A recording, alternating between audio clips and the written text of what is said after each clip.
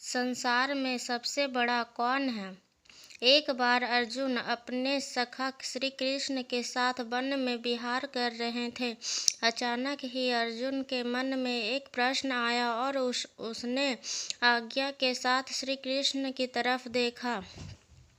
श्री कृष्ण ने मुस्कुराते हुए कहा, हे पार्थ, क्या पूछना चाहते हो, पूछो। अर्जुन ने पूछा, हे माधव, पूरे ब्रह्मांड में सबसे बड़ा कौन है?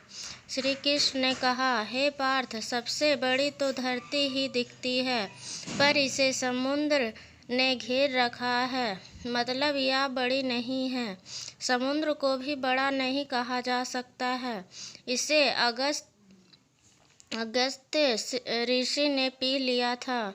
इसका मतलब अगस्त्य ऋषि बड़े हैं, पर वो भी आकाश के एक कोने में चमक रहे हैं।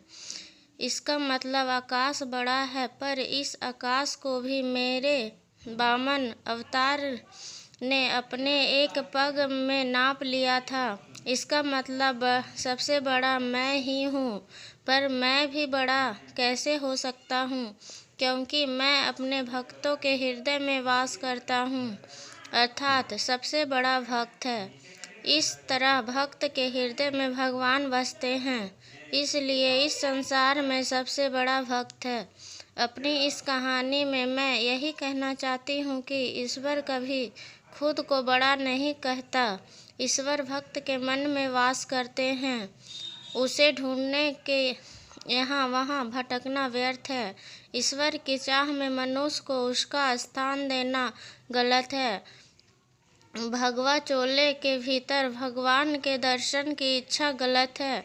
ईश्वर सभी के भीतर है। अपने कर्मों को सदा मार्ग पर ले जाना ही ईश्वर की भक्ति है। उसकी चाह में खुद को धोखा देना ईश्वर को धोखा देने बराबर है।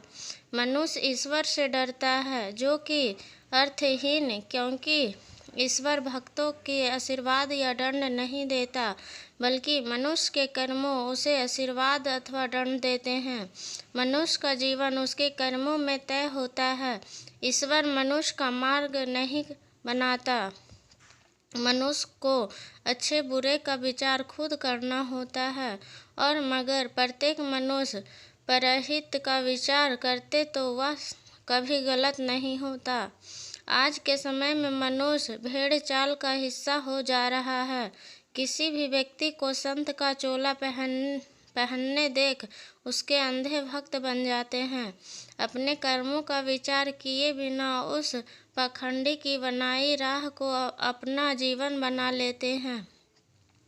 इस तरह हमारे देश में आए दिन आशाराम और रामपाल जैसे देशद्रोही सामने आ रहे हैं। इस तरह के सच के सामने आने से कई लाखों लोगों का जीवन आधारहीन हो जाता है और अभिशाप उसके जीवन पर छा जाता है। देश के लिए सभी को जागने की जरूरत है। ईश्वर के रूप में सही तरह से समझने की जरूरत है। धन्यवाद। अगर कहानी अच्छी लगी हो तो इस कहानी को शेयर करें और मेरे चैनल को सब्सक्राइब करें। धन्यवाद।